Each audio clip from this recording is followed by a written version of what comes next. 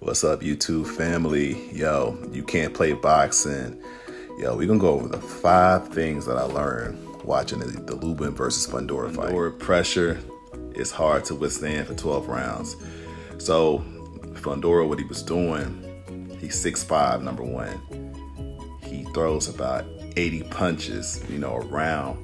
And if you're a fighter, giving up 6, 7, 8 inches against a guy who's throwing 80 punches around, it's hard to withstand that. It's hard to really get ahead of that.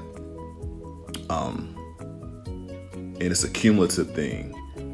You might get around it first round, second round, third round, fourth round, fifth round, but at some point you got to stand up to it.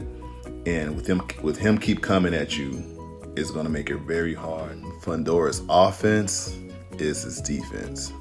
So what I mean by that is that he throws, like I said, 80 punches around. And he doesn't really try to use his feints. He doesn't try to really use a lot of slipping. He does a little bit of slipping, but for the most part, similar to Paul Williams. If you remember Paul Williams from back in like the mid 2000s, he throws a lot of punches. He's long, and his offense is his defense. Basically, with him throwing, it keeps you off of him. I don't want to give all the credit and focus on Fundora the entire time. We've also learned that Lubin has the heart of a warrior. If you watch that fight, you see why the name of this podcast and the name of this YouTube channel is what it is. You can't play boxing. Lubin went in there one way, and he left out of that different way. But throughout it all, he didn't give up. He was in front. As a matter of fact, in one of his worst rounds, he dropped Fundora on the 7th round. So major props to Erickson Lubin, true warrior. But also Fundora, he's going to be in a lot of fun fights, bro.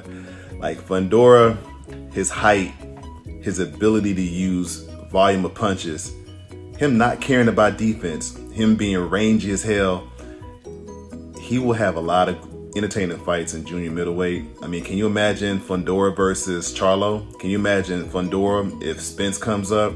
How that would be, just style-wise. I'm not saying who will win, but just style-wise, that's entertaining as hell. So a lot of entertaining fights coming up. Fundora is definitely one to watch for. And then on another note, Kevin Cunningham. So I've been watching Kevin Cunningham for a long time. I lived in St. Louis for like 14 years. So, at the time he trained Devin Alexander, Corey Spinks, and I've always thought he was a solid coach. But what he did Saturday night, from his ring instruction and also knowing when to give your fighter another shot and not to have their career be too much impacted, well, more than it's going to be. Kevin Cunningham, man, he showed a lot of wisdom, a lot of courage, not really courage. He did the right thing for his fighter. And that's what you want in your corner. You want somebody who's going to do the right thing by you and give you another chance to live another day. So shout out to Kevin Cunningham.